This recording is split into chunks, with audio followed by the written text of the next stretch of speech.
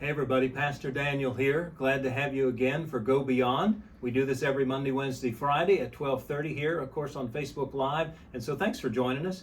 Usually on Mondays and Wednesdays, we go a little bit more in depth into the text, but on Fridays, we like to do something sort of tangible and real and trying to put legs on the text itself. So during the month of August, we've been in the book of James and we've been discovering his practical wisdom. And this past Sunday, I talked about how faith needs to take action. It's really James's words, not mine, right? That faith without works seems to not be real or true. And so we want to put faith into action.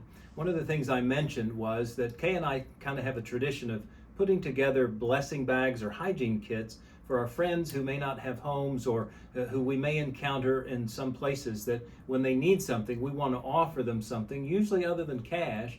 And so we like to have something readily available. Sometimes when we put those together, we go buy some stuff and we put a whole bunch together. But because we had run out, I really wanted to spend some time just seeing what we had already around the house. And that's what I want to point out today is everything I'm going to show you that we put together literally came from our house. Now, you may not have everything that we have, but we managed to have stuff around the house all the time. And so everything that I'm going to describe to you literally just came out of our cupboard or out of our cabinets or whatever we already had available. And you can do it that way because that's what I'm going to do today.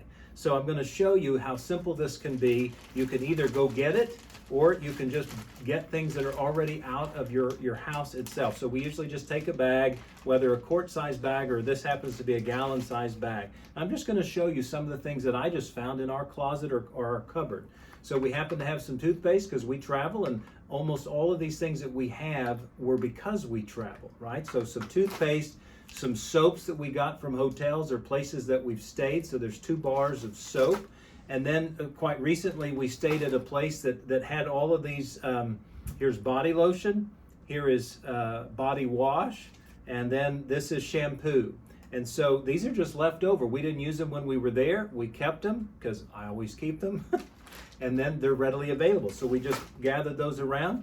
We keep these around the house as well. These are just travel Kleenexes. You never know when you might need them.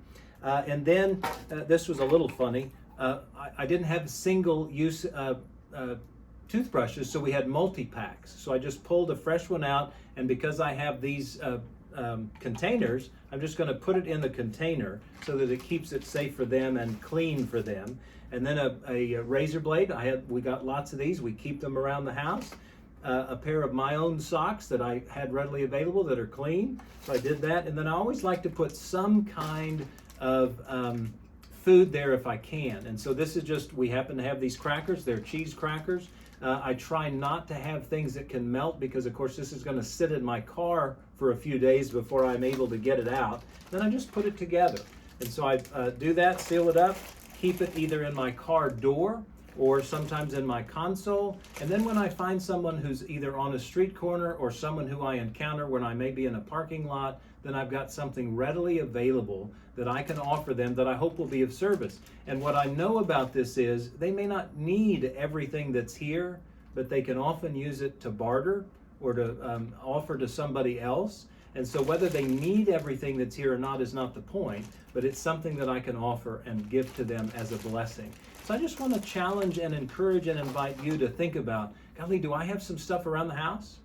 Or are a few items I might want to go buy?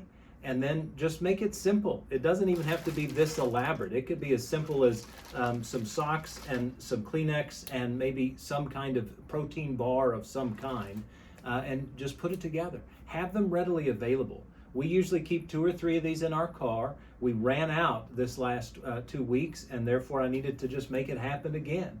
So I just want to encourage you to do that and hope that that can be a simple, tangible way that your faith can take action. I hope you'll do that this week or the next because it's really simple. Also want to invite you to worship. We continue this journey through the book of James. This week we're in James chapter 3. We're going to talk about our speech and how it has impact on the world and how it represents who we and Jesus are every single day. So we worship at 9:30 or 11 online, or we worship at 9 a.m. on site here on the soccer fields at the church. I invite you to come. I sure invite you to share that message with somebody else, to invite them to come as well. Hope you have a great week. We'll look forward to seeing you sometime soon.